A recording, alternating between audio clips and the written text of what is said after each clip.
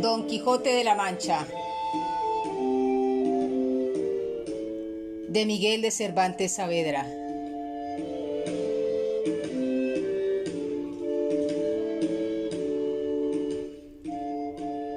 Entrega 10.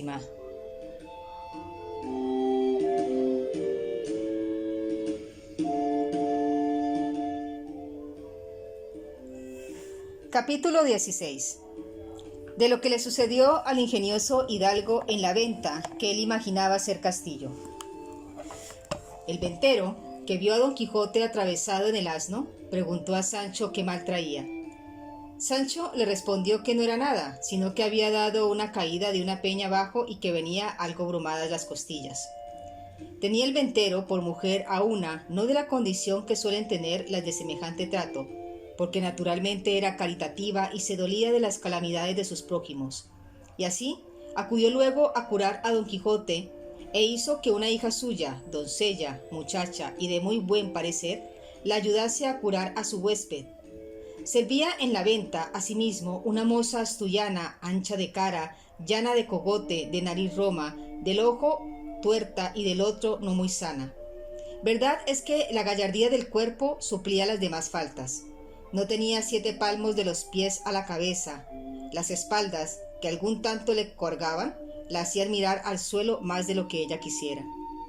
Esta gentil moza, pues, ayudó a la doncella y las dos hicieron una muy mala cama a Don Quijote en un camarachón que, entre otros tiempos, daba manifiestos indicios que había servido de pajar muchos años, en la cual también alojaba un arriero que tenía su cama hecha un poco más allá de la de nuestro Don Quijote, y aunque era de las enjalmas y mantas de sus machos, hacía mucha ventaja a la de Don Quijote, que solo contenía 4 mal lisas tablas, sobre 2 no muy iguales bancos, y un colchón que en lo sutil parecía colcha, lleno de bodoques, que, a no mostrar que eran de lana por algunas roturas al tiento en la dureza, semejaban de guijarro, y 2 sábanas hechas de cuero de adarga y una frazada, cuyos hilos, si se quisieran contar, no se perdería uno solo de la cuenta.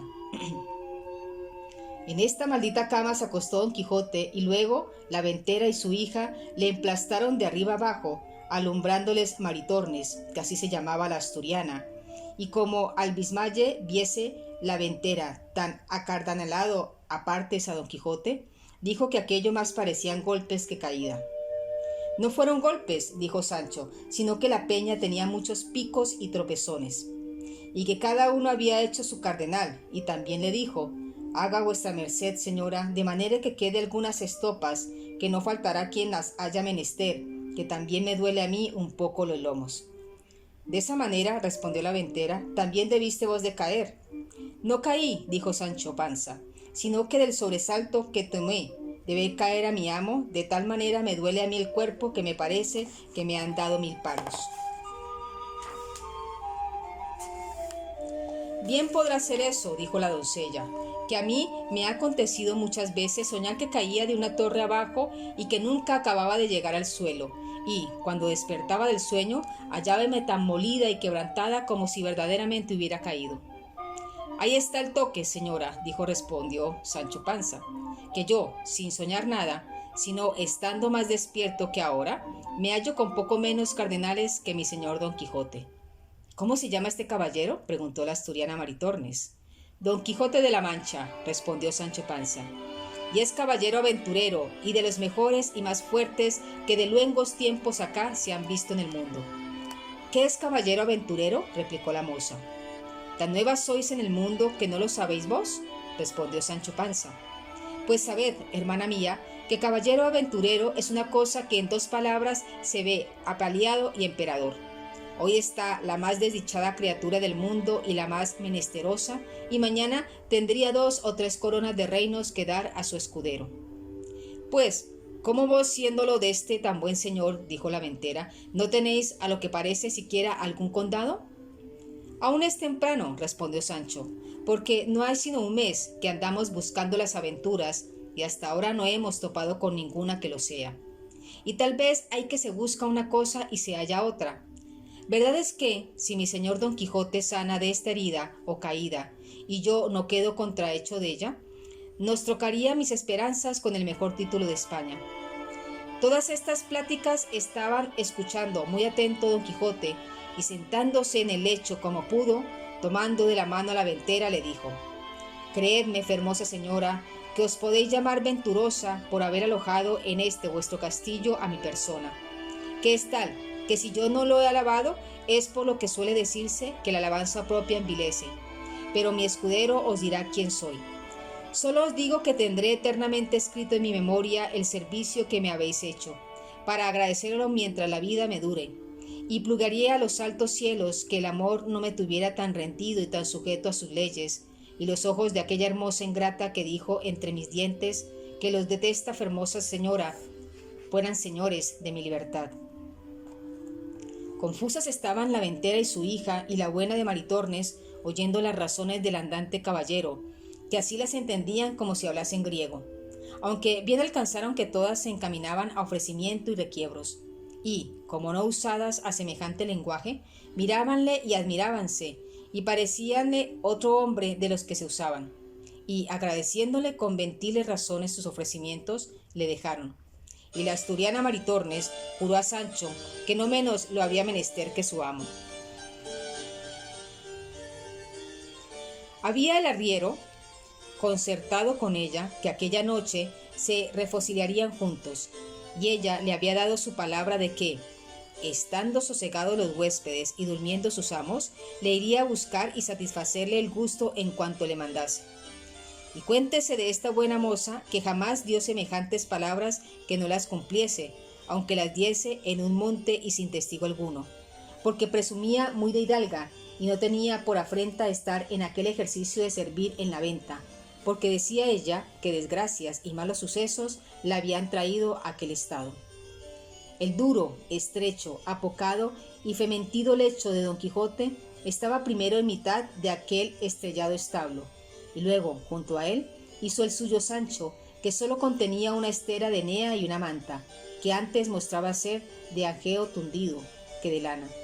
Sucedían a estos dos lechos el del arriero, fabricado, como se ha dicho, de las enjalmas y todo el adorno de los dos mejores mulos que traía, aunque eran 12, lucios, gordos y famosos, porque era uno de esos ricos arrieros de Arévalo, según lo dice el autor de esta historia, que de este arriero hace particular mención, porque le conocía muy bien, y aún quieren decir que era algo pariente suyo.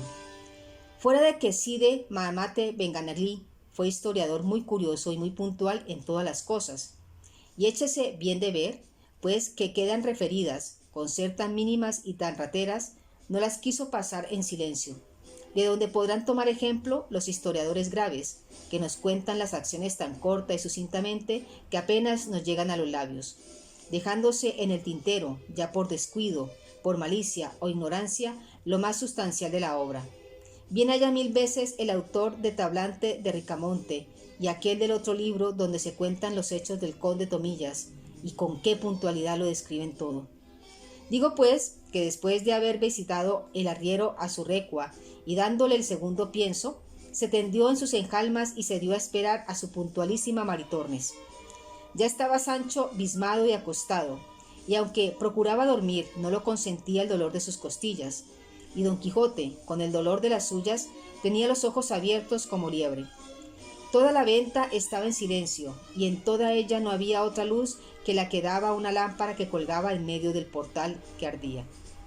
Esta maravillosa quietud y los pensamientos que siempre nuestro caballero traía de los sucesos que a cada paso se cuentan en los libros de autores de su desgracia, le trujo a la imaginación una de las extrañas locuras que buenamente imaginarse pueden. Y fue que él se imaginó haber llegado a un famoso castillo, que, como se ha dicho, castillos eran a su parecer todas las ventas donde alojaba, y que la hija del ventero lo era del señor del castillo, la cual, vencida de su gentileza, se había enamorado de él y prometido que aquella noche, a furto de sus padres, vendría a yacer con él una buena pieza, y, teniendo toda esta quimera que él se había fabricado por firme y valedera, se comenzó a cuitar y a pensar en el peligroso trance en que su honestidad se había de ver, y propuso en su corazón de no cometer alevosía a su señora Dulcinea del Toboso, aunque la misma reina Ginebra con su dama Quintañoña se le pusiesen delante. Pensando pues en estos disparates, se llegó el tiempo y la hora, que para él fue menguada, de la venida de la asturiana, la cual, en camisa y descalza, cogido los cabellos en una albegana de fustán, con tácitos y atentados pasos, entró en el aposento donde los tres se alojaban en busca del arriero. Pero apenas llegó a la puerta, cuando don Quijote la sintió, y sentándose en la cama, a pesar de sus bismas y con dolor en sus costillas, tendió los brazos para recibir a su hermosa doncella. La asturiana, que, toda recogida y callando, iba con las manos delante buscando a su querido, topó con los brazos de don Quijote, el cual le asió fuertemente de una muñeca, y tirándola hacia sí, sin que ella osase hablar palabra, la hizo sentar sobre la cama. Tentóle luego la camisa, y aunque ella era de arpillera, a él le pareció ser de finísimo y delgado cendal. Traía en las muñecas unas cuentas de vidrio, pero a él le dieron vislumbres de preciosas perlas orientales. Los cabellos, que en alguna manera tiraban a crines, él los marcó por hebras de lucidísimo oro de Arabia, cuyo resplandor a él del mismo sol oscurecía. Y el aliento que, sin duda alguna, olía a ensada, fiambre y trasnochada, a él le pareció que arrojaba en su boca un olor suave y aromático. Y finalmente, él la pintó en su imaginación de la misma traza y modo que lo había leído en sus libros de la otra princesa que vino a ver el mal ferido caballero, vencida de sus amores, con todos los adornos que aquí van puestos. Y era tanta la ceguedad del pobre hidalgo, que el tacto, ni el aliento, ni otras cosas que traía en sí la buena doncella no le desengañaban, las cuales pudieran hacer vomitar a otro que no fuera arriero. Antes le parecía que tenía entre sus brazos a la diosa de la hermosura. Y teniéndola bien asida, con voz amorosa y baja, le comenzó a decir: «Quisiera hallarme en términos, hermosa y alta señora, de poder pagar tamaña merced como la que con la vista de vuestra gran fermosura me habéis hecho. Pero ha querido la fortuna, que no se cansa de perseguir a los buenos, ponerme en este lecho, donde yago tan molido y quebrantado que, aunque de mi voluntad quisiera satisfacer a la vuestra, fuera imposible. Y más, que se añade a esta imposibilidad otra mayor, que es la prometida fe que tengo dada a la sin par Dulcinea del Toboso, única señora de mis escondidos pensamientos, que si esto no hubiera de por medio, no fuera yo tan sándido caballero que dejara pasar en blanco la venturosa ocasión en que vuestra gran bondad me ha puesto». Maritornes estaba congojadísima y trasudando de verse tan asida de don Quijote, y sin entender ni estar atenta a las razones que le decía, procuraba sin hablar palabra desasirse. El bueno del arriero, a quien tenía despiertos sus malos deseos, desde el punto que entró su coima por la puerta, la sintió. Estuvo atentamente escuchando todo lo que don Quijote decía, y celoso de que la asturiana le hubiese faltado la palabra por otro, se fue llegando más al lecho de don Quijote. Y estúvose quedo hasta ver en qué paraban aquellas razones que él no podía entender. Pero, como vio que la moza forcejeaba por desasirse y don Quijote trababa por tenerla, parecióle mal la burla, enarboló el brazo en alto y descargó tan terrible puñada sobre las estrechas quijadas del enamorado caballero que le bañó toda la boca en sangre, y no contento con esto, se le subió encima de las costillas y con los pies, más que de trote, se las paseó todas de cabo a rabo. El hecho, que era un poco endeble y de no firmes fundamentos, no pudiendo sufrir la añadidura del arriero, dio consigo en el suelo, a cuyo gran ruido despertó al ventero, y luego imaginó que debían de ser pendencias de Maritornes, porque, habiéndola llamado a voces, no respondía. Con esta sospecha se levantó, y encendiendo un candil, se fue hacia donde había sentido la pelaza. La moza, viendo que su amo venía, y que era de condición terrible, toda medrosca y alborotada, se acogió a la cama de Sancho Panza, que aún dormía, y allí se acurrucó y se hizo un ovillo. El ventero entró diciendo: «¿A dónde estás, puta? A buen seguro que son tus cosas estas». En esto despertó Sancho, y sintiendo aquel bulto casi encima de sí, pensó que tenía la pesadilla, y comenzó a dar puñadas a una y otra parte, y entre otras alcanzó con no sé cuántas a Maritornes, la cual, sentida del dolor, echando a rodar la honestidad, dio el retorno a Sancho con tantas que, a su despecho, le quitó el sueño, el cual, viéndose tratar de aquella manera y sin saber de quién, Alzándose como pudo, se abrazó como Maritornes y comenzaron entre los dos la más reñida y graciosa escaramuza del mundo. Viendo pues el arriero a la lumbre del candil del ventero cuál andaba su dama, dejando a Don Quijote, acudió al socorro necesario. Lo mismo hizo el ventero, pero con intención diferente, porque fue a castigar a la moza, creyendo sin duda que ella era sola la ocasión de toda aquella armonía. Y así como suele decirse, el gato al rato, el rato a la cuerda al palo, daba el arriero a Sancho, Sancho a la moza a él, el ventero a la moza, y todos menudeaban con tanta priesa que no se daban punto de reposo. Y fue lo bueno que al ventero se le apagó el candil, y como quedaron a oscuras, dábanse tan sin compasión todos a bulto, que a donde quiera que ponían la mano no dejaban cosa sana. Alojaba acaso aquella noche en la venta un cuadrillero de los que llaman de la Santa Hermandad Vieja de Toledo, el cual, oyendo asimismo el extraño estruendo de la pelea, asió de su media vara y de la caja de lata de sus títulos y entró a oscuras en el aposento diciendo: «Ténganse la justicia, ténganse a la Santa Hermandad». Y el primero con quien topó fue con el apuñado de Don Quijote, que estaba en su derribado lecho, tendido boca arriba, sin sentido alguno, y echándole a tiento mano a las barbas, no cesaba de decir: «Favor a la justicia». Pero viendo que el que tenía sido no se bullía ni meneaba, se dio a entender que estaba muerto, y que los que allí dentro estaban eran sus matadores, y con esa sospecha reforzó la voz diciendo: «Ciérrase la puerta de la venta, miren no se vaya nadie, que ha muerto aquí a un hombre». Esta voz sobresaltó a todos, y cada cual dejó la pendencia en el grado que le tomó la voz. Retiróse el ventero a su aposento, el arriero a sus encalmas, la moza a su rancho.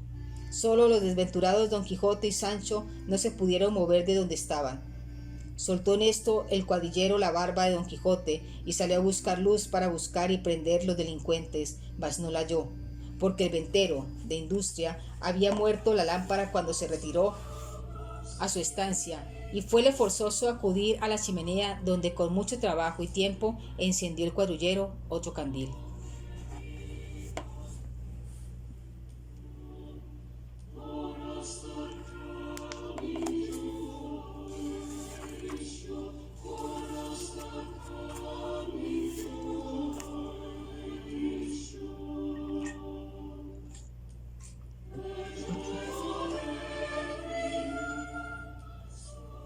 Capítulo 17, donde se prosiguen los innumerables trabajos que el bravo Don Quijote y su buen escudero Sancho Panza pasaron en la venta que, por su mal, pensó que era castillo.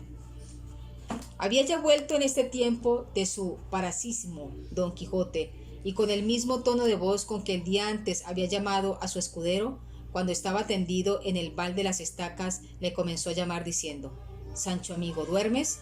¿Duermes, amigo Sancho?». «Que tengo de dormir, pese a mí», respondió Sancho, lleno de pesadumbre y de despecho, «que no parece sino que todos los diablos han andado conmigo esta noche». «Puedeslo creerme así, sin duda», respondió Don Quijote, «porque o yo sé poco o este castillo es encantado, porque has de saber más. Esto que ahora quiero deciros, hazme de jurar que lo tendrás secreto hasta después de mi muerte». «Sí, juro», respondió Sancho. «Dígolo», replicó Don Quijote, «porque soy enemigo de que se quite la honra a nadie».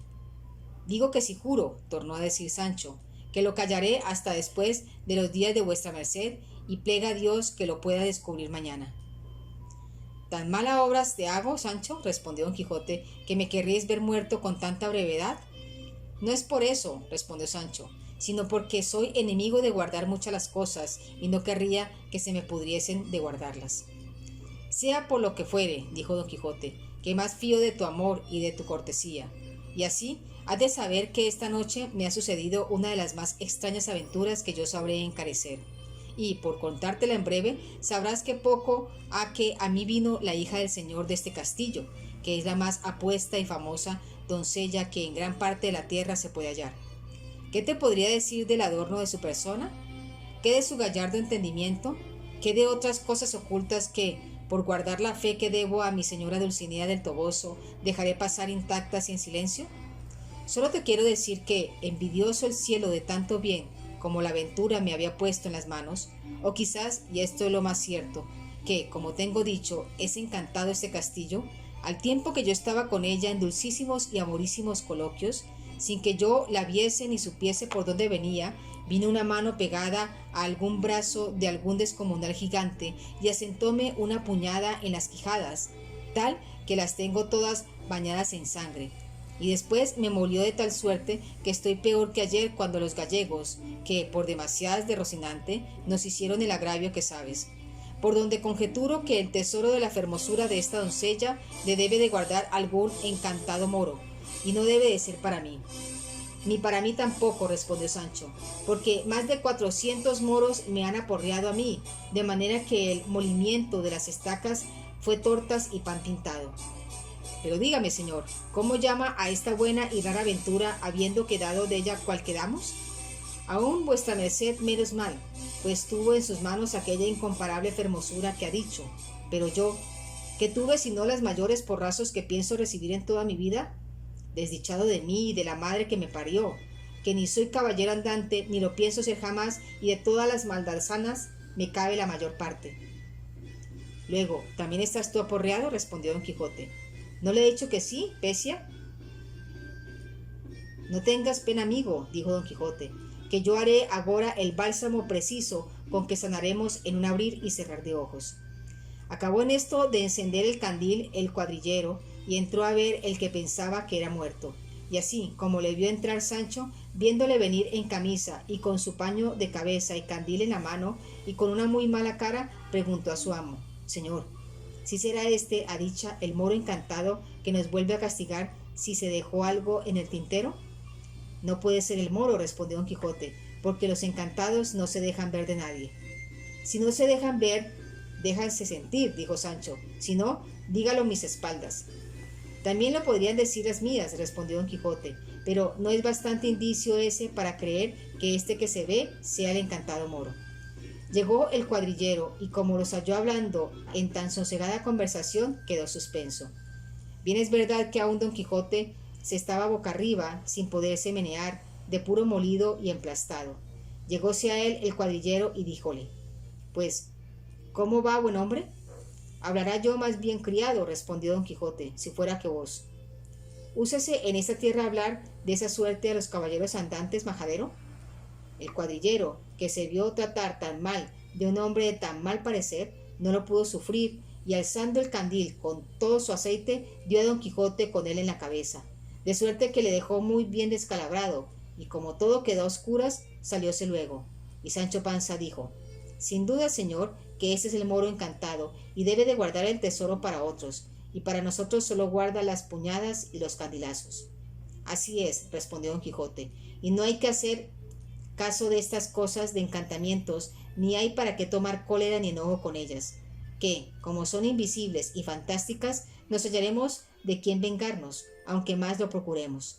Levántate, Sancho, si puedes, y llama al alcaide de esta fortaleza, y procura que se me dé un poco de aceite, vino, sal y romero para hacer el salúfero bálsamo, que en verdad que creo que lo he bien de hacer ahora, porque se me va mucha sangre de la herida que este fantasma me ha dado. Levantóse Sancho con harto dolor de sus huesos y fue a oscuras donde estaba el ventero, y encontrándose con el cuadrillero que estaba escuchando en qué paraba su enemigo, le dijo: Señor, quien quiera que seáis, hacednos merced y beneficio de darnos un poco de romero, aceite, sal y vino, que es menester para curar uno de los mejores caballeros andantes que hay en la tierra, el cual yace en aquella cama, malferido por las manos del encantado moro que está en esta venta. Cuando el cuadrillero tal oyó, túvole por hombre falto de seso, y porque ya comenzaba a amanecer, abrió la puerta de la venta, y llamando al ventero, le dijo lo que aquel buen hombre quería. El ventero le proveyó de cuanto quiso, y Sancho se lo llevó a don Quijote, que estaba con las manos en la cabeza, quejándose del dolor del candelazo, que no le había hecho más mal que levantarle 2 chichones algo crecidos, y lo que él pensaba que era sangre no era sino sudor que sudaba con la congoja de la pasada tormenta. En resolución, él tomó sus simples, de los cuales hizo un compuesto mezclándolos todos y cociéndolos un buen espacio, hasta que le pareció que estaban en su punto. Pidió luego alguna redoma para echarlo, y como no la hubo en la venta, se resolvió de ponerlo en una alcuza o aceitera de hoja de lata, de quien el ventero le hizo grata donación. Luego dijo sobre la alcuza más de 80 Pater Nostres y otras tantas avemarías, salves y credos, y a cada palabra acompañaba una cruz, a modo de bendición. A todo lo cual se hallaron presentes Sancho, el ventero y cuadrillero, que ya el arriero sosegadamente andaba entendiendo en el beneficio de sus machos. Hecho esto, quiso él mismo hacer luego la experiencia de la virtud de aquel precioso bálsamo que él se imaginaba, y así se bebió de lo que pudo caber en la alcuza y quedaba en la olla donde se había cocido, casi media azumbre. Y apenas lo acabó de beber, cuando comenzó a vomitar de manera que no le quedó cosa en el estómago, y con las ansias y agitación del vómito le dio un sudor copiosísimo, por lo cual mandó que le arropasen y le dejasen solo.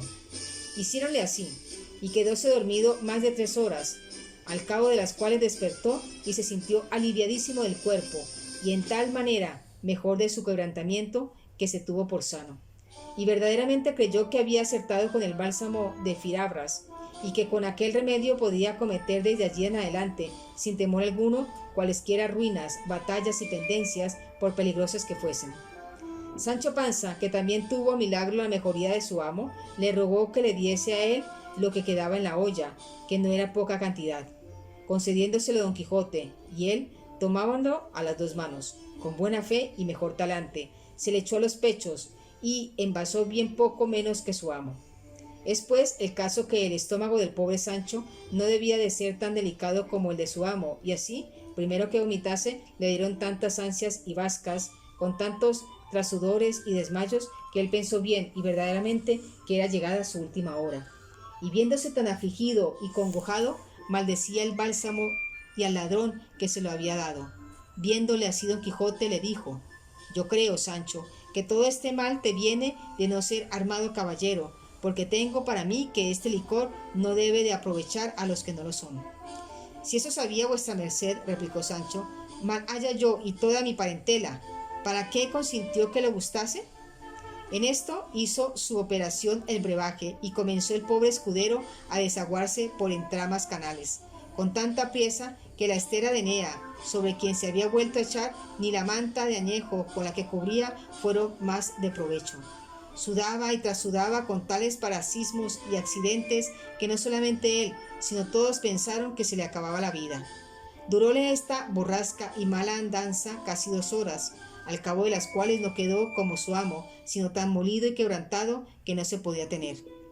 Pero Don Quijote, que como se ha dicho, se sintió aliviado y sano, quiso partirse luego a buscar aventuras, pareciéndole que todo el tiempo que allí se tardaba era quitársele al mundo y a los en él menesterosos a su favor y amparo, y más con la seguridad y confianza que llevaba en su bálsamo. Y así, forzado de este deseo, él mismo ensilló a Rocinante y enarboló al jumento de su escudero, a quien también ayudó a vestir y a subir en el asno. Púsose luego a caballo, y llegándose a un rincón de la venta, asió de un lanzón que allí estaba para que le sirviesen de lanza. Estábanle mirando todos cuantos habían en la venta, que pasaban de más de 20 personas. Mirábanle también la hija del ventero, y él también no quitaba los ojos de ella, y de cuando en cuando arrojaba un suspiro que parecía que le arrancaba de lo profundo de sus entrañas. Y todos pensaban que debía de ser del dolor que sentía en las costillas, a lo menos, pensándolo aquello que la noche antes le había visto bismar. Ya que estuvieron los 2 a caballo, puestos a la puerta de la venta, llamó al ventero y con voz muy reposada y grave le dijo: muchas y muchas grandes son las mercedes, señor alcaide, que en este vuestro castillo he recibido, y quedo obligadísimo a agradecerlo todos los días de mi vida.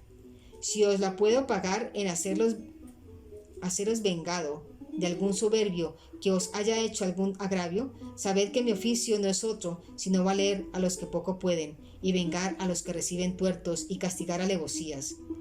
Recorred vuestra memoria, y si halláis alguna cosa de esta jaez que encomendarme, no hay sino decirla, que yo os prometo, por la orden de caballero que recibí, de faceros satisfecho y pagado a toda vuestra voluntad. El ventero le respondió con este mismo sosiego: señor caballero, yo no tengo necesidad de que vuestra merced me vengue ningún agravio, porque yo sé tomar la venganza que me parece cuando se me hacen. Solo he menester que vuestra merced me pague el gato que esta noche ha hecho en la venta. así de la paja y cebada y de sus 2 bestias, como de la cena y las camas. Luego, venta es esta, replicó Don Quijote, y muy honrada, respondió el ventero. Engañado he vivido hasta aquí, respondió Don Quijote, que en verdad que pensé que era castillo y no malo, pero pues es ansí que no es castillo sino venta, lo que se podrá hacer por agora es que perdonéis por la paga, que yo no puedo contravenir a la orden de los caballeros andantes, de los cuales sé cierto, sin que hasta ahora haya leído cosa en contrario, que jamás pagaron posada ni otra cosa en venta donde estuviesen, porque se les debe de fuero y de derecho cualquier buen acogimiento que se les hiciere, en pago del insufrible trabajo que padecen buscando las aventuras de noche y de día, en invierno y en verano, a pie y a caballo, con sed y con hambre, con calor y con frío, sujetos a todas las inclemencias del cielo y a todos los incómodos de la tierra. Poco tengo yo que ver con eso, respondió el ventero. Págueseme lo que se me debe, y dejémonos de cuentos ni de caballerías, que yo no tengo cuenta con otra cosa que con cobrar mi hacienda.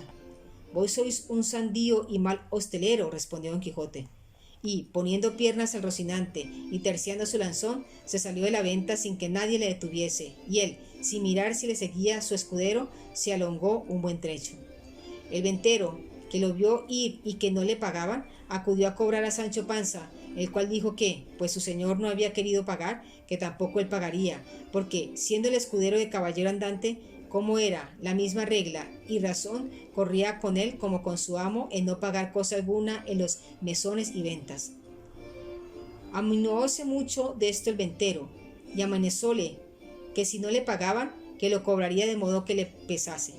A lo cual Sancho respondió que, por la ley de caballería que su amo había recibido, no pagaría un solo cornado, aunque le costase la vida, porque no había de perder por él la buena y antigua usanza de los caballeros andantes, ni se habían de quejar de él los escuderos de los tales que estaban por venir al mundo, reprochándole el quebrantamiento de tan justo fuero.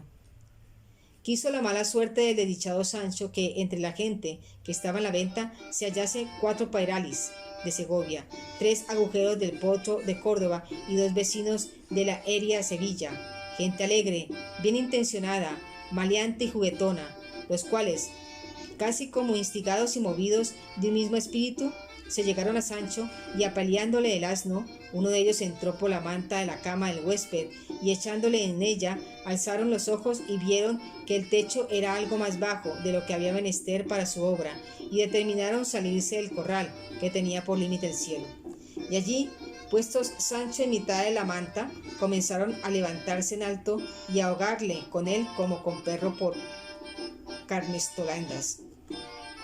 Las voces que el mísero manteado daba fueron tantas que llegaron a los oídos de su amo, el cual, determinándose a escuchar atentamente, creyó que alguna nueva aventura le venía, hasta que claramente conoció que el que gritaba era su escudero, y volviendo las riendas, con un penado galope llegó a la venta, y hallándola cerrada, la rodeó por ser interés de él ver que se hallaba para poder entrar. Pero no hubo llegado a las paredes del corral, que no eran muy altas, cuando vio el mal juego que se le hacía a su escudero. Viole bajar y subir por el aire, con tanta gracia y presteza que, si la cólera le dejaba, tengo para mí que se riera. Probó a subir desde el caballo a las bardas, pero estaba tan molido y quebrantado que aún apearse no pudo. Y así, desde encima del caballo, comenzó a decir tantos denuestos y baldones a los que a Sancho mantenía que no es posible acertar a escribirlos. Mas no por esto cesaban ellos de su risa y de su obra, ni el volador Sancho dejaba sus quejas, mezcladas ya con amenazas, ya con ruegos, mas todo aprovechaba poco, ni aprovechó, hasta que de puro cansado le dejaron. Trujóronle allí su asno, y, subiéndole encima, le arroparon con su gabán. Y la compasiva de Maritornes, viéndole tan fatigado, le pareció ser bien socorrerle con un jarro de agua, y así se le trujo del pozo por ser más frío. Tomóle Sancho, y llevándole a la boca, se paró a las voces que su amo le daba diciendo: «Hijo Sancho, no bebas agua, hijo, no la bebas, que te matará. ¿Ves? Aquí tengo el santísimo bálsamo», y enseñábale la alcuza del brebaje, que con 2 gotas que de él beba sanará sin duda. A estas voces volvió Sancho los ojos, como de través, y dijo con estas otras mayores: «Por dicha, hácele olvidado a vuestra merced como yo no soy caballero, o quiere que acabe de vomitar las entrañas que me quedaron de anoche? Guárdese su licor con todos los diablos y déjeme a mí. Y al acabar de decir esto, y el comenzar a beber todo fue uno. Mas, como el primer trago vio que era agua, no quiso pasar adelante y rogó a Maritornes que se le trujese de vino. Y así lo hizo ella de muy buena voluntad, y lo pagó de su mismo dinero, porque, en efecto, se dice de ella que, aunque estaba en aquel trato, tenía unas sombras y lejos de cristianas. Así como bebió Sancho, dio de los carcañaños a su asno, y abriéndole la puerta de la venta de par en par, se salió de ella, muy contento de no haber pagado nada y de haber salido con su intención, aunque había sido a costa de sus acostumbrados fiadores, que eran sus espaldas. Verdad es que el ventero se quedó con sus alforjas en pago de lo que se le debía, mas Sancho no las echó menos, según salió turbado. Quiso el ventero atrancar bien la puerta así como le vio fuera, mas no lo consintieron los mateadores, que eran gente que, aunque Don Quijote fuera verdaderamente los caballeros andantes de la tabla redonda, no le estimaban en los ardiles.